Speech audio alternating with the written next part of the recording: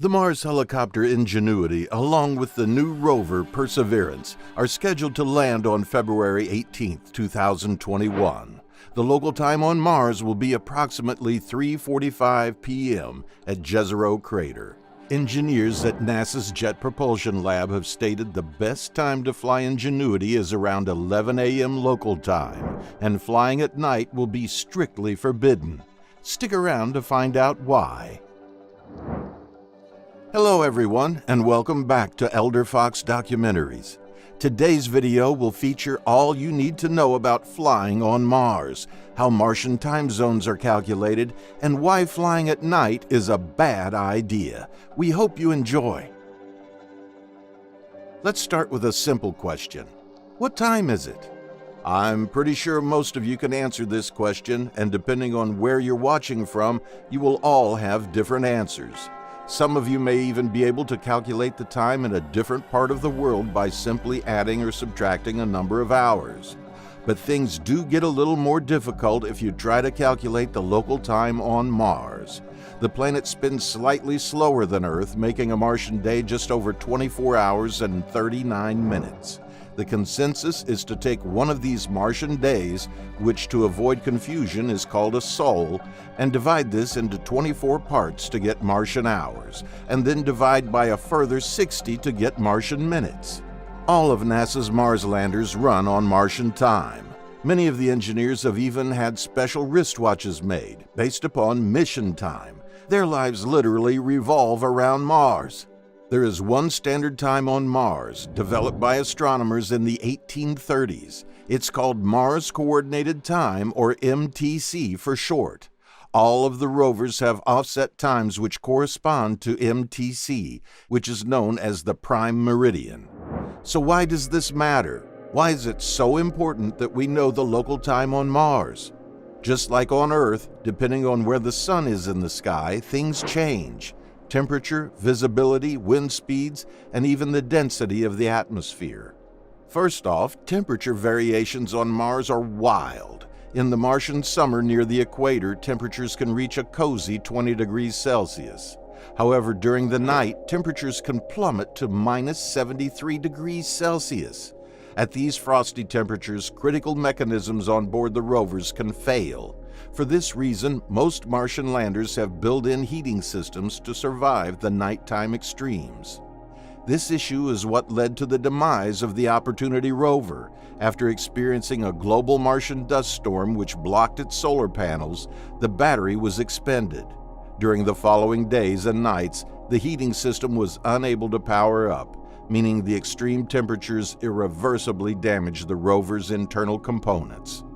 NASA has avoided this problem in future rovers using nuclear power in rovers from Curiosity onwards. The Mars helicopter Ingenuity, which we're nicknaming as Genie, has a multitude of other problems to answer. Unfortunately, using nuclear power would be too heavy for flying on Mars, so this craft uses solar power. Changes in atmospheric density and wind speeds could also spell disaster for the little helicopter. Using data from previous missions, the team at NASA has concluded that 11 a.m. local time is the best for flying Genie.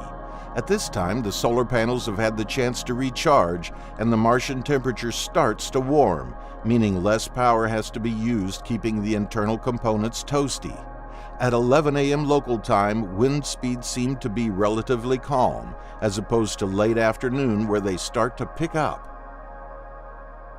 Genie will fly for up to 90 seconds at a time, going as far as 3 football fields with each flight. The flights will have to be fully autonomous. It is programmed to never stray more than 1 kilometer from Perseverance and will scout the path ahead. The data it gathers will be signaled back to Perseverance, which will then relay the data back to Earth using better transmission devices. The Martian atmosphere is 100 times thinner than Earth's. To generate lift, the blades will have to spin much faster, but the team at NASA has to avoid breaking the speed of sound at the blade tips. If the speed of sound is broken, the aerodynamics become very complex. The maximum speed at the tip of one of Genie's blades is limited to 0.7 Mach, or 70% the speed of sound. So this begs the question, why? What benefits will Genie bring to the mission? Well, for one, the Martian landscape can sometimes be hard to traverse, and often the most interesting sites are located in no-go zones, where the team cannot risk sending a rover. Genie will be able to fly above such hazards and gather valuable data. But first and foremost, Genie is a demonstration that we can fly on other planets. The data retrieved from this first flight on another world will help engineers design even more complex craft, the most exciting being the mission to Saturn's moon Titan. At this point, I'm guessing you already know why flying at night is strictly forbidden. The team at NASA cannot risk expending the battery during the freezing temperatures. Spending just one night on Mars without internal heating can be the end of a rover. Also, with power already being used to heat the internal components, the craft runs the risk of its battery being depleted and falling from the Martian sky mid-flight. This is the exact opposite of what we want, which is a smooth touchdown. If successful, Ingenuity will expand our understanding of flying in different conditions and propel the next generation of planetary exploration. But first, it has to make touchdown on the Martian surface. Years of careful planning, research, and engineering could be literally blown to pieces if anything goes wrong during the descent. Once the mission hits the Martian atmosphere in February 2021, it will take just 7 minutes for it to reach the surface of Mars. The problem is that it takes 14 minutes for data to be sent back to Earth. Once NASA receives the data that they've entered the atmosphere, the landing has either been successful or gone up in smoke. This landing sequence has been given the name 7 Minutes of Terror. Click here to see how NASA lands rovers on Mars and see the actual footage Curiosity took during its descent. Thanks for watching Elder Fox.